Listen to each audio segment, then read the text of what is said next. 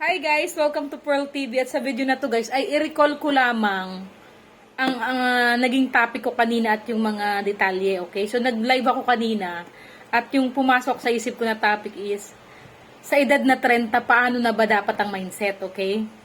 So I used to search in Google and then AI gave me an overview on how should a 30 years old mag-isip na paano na ba dapat, okay? So sabi doon, of course, you have to become pasiguro ka na pagdating sa financial aspect, okay? Tigilan mo na ang kakagasto ng walang kwenta. Okay? So maging maging responsable ka na pagdating sa pera. Kasi sa edad na 20 to 30, okay lang, magkamali ka. Maloko ka ng mga tao.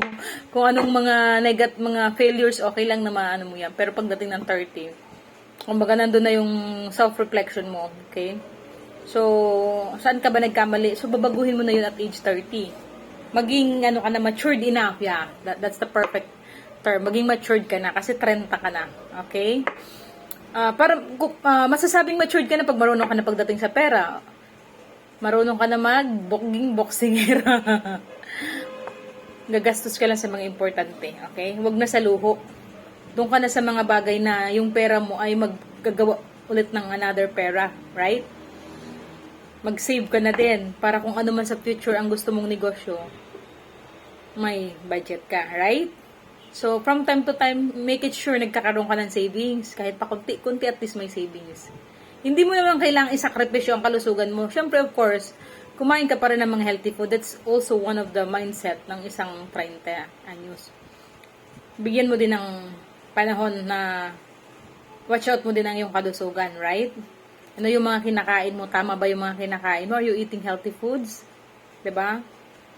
Dapat mo yun, kakain ka lagi. Baka mamay nagtatrabaho ka, kumakain ka lagi sa mga fast foods, 'di ba? Kargado ng mga mamantikang pagkain yun na trigger sa ating good health. Okay? So, kailangan maging wise na tayo sa mga kinakain natin. Hindi naman lahat ng mga healthy food mahal. Mga mura lang din sa mga public market, yung mga gulay, prutas, mura lang. Diba? Visit kayo sa mga public market na malalaki kasi doon na yung mga wholesale.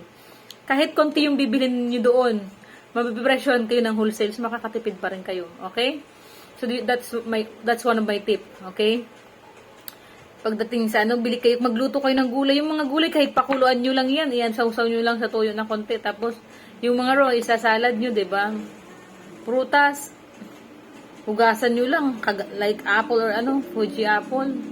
Diba? Balatan nyo. Grapes, napaka-healthy ng grapes din. Pineapple. Mga melon, diba? Napaka-healthy ng mga yun. Lalo na sa ating healthy digestion. Okay? Another thing is, relationship. Mag-seryoso na kayo pagdating sa relasyon.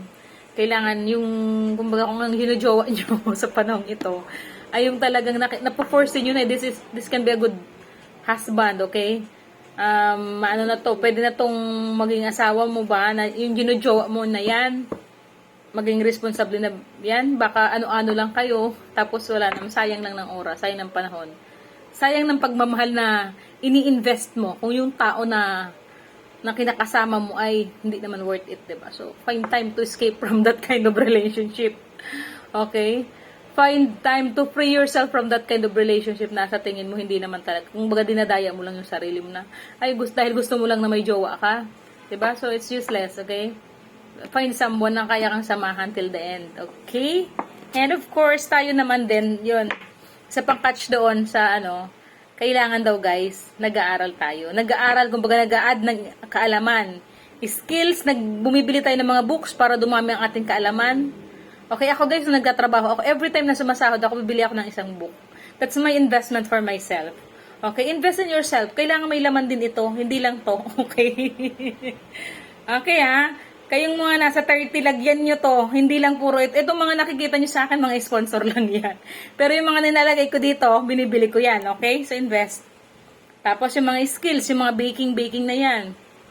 Pwede nyo maaralin yan kasi, lalo sa mga kababaihan, pag dumating yung time na mag-decide kayo na, gusto ko na lang maging housewife.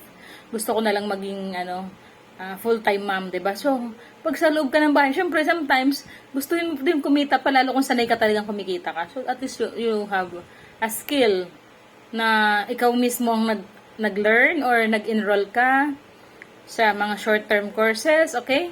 So, find time. Lalo kung wala ka pang anak, subukan mo na ng mga ganon. Ako naman natuto ako nung nag-take good care na ako ng daughter ko. Tuloy-tuloy, experiment ako ng mga baking. Maliit pa siya that time, okay?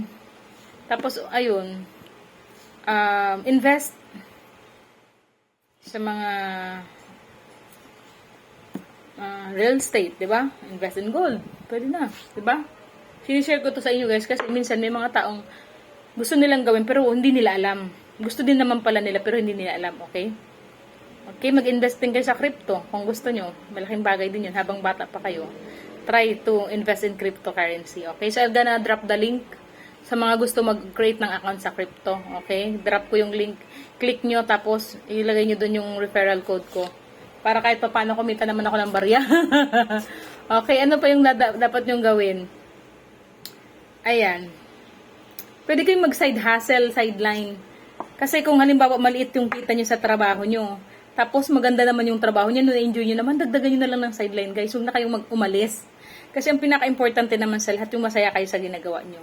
Okay, so yun. Tapos, syempre, sa family nyo, find time.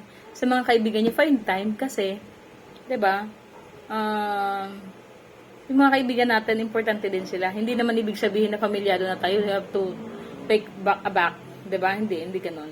Pag may mga kaibigan tayo na, na talagang alam naman natin nung panahon na kailangan natin, nandiyan naman sila. Bakit na hindi natin bigyan ng panahon na kumustahin, 'di ba?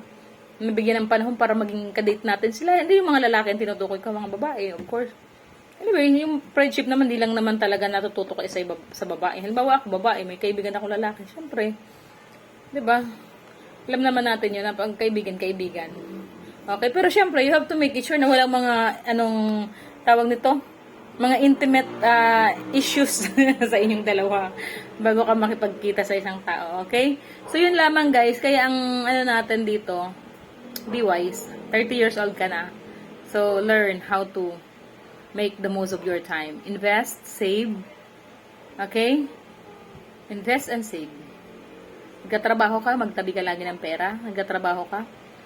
Halimbawa, 24 ka pa lang. Kung ikaw nanonood nga, nasa 20, keep on saving and saving para pagdating ng 30s. Gusto mo magnegosyo, may capital ka na. Hindi mo kailangang umutang, okay? Napakasarap na makaisip ka ng isang negosyo tapos may tago ka na sa bangko. Hindi ka na kailangan umutang. Okay? So, ganun lamang guys. Sana may natutunan kayo sa tip na to.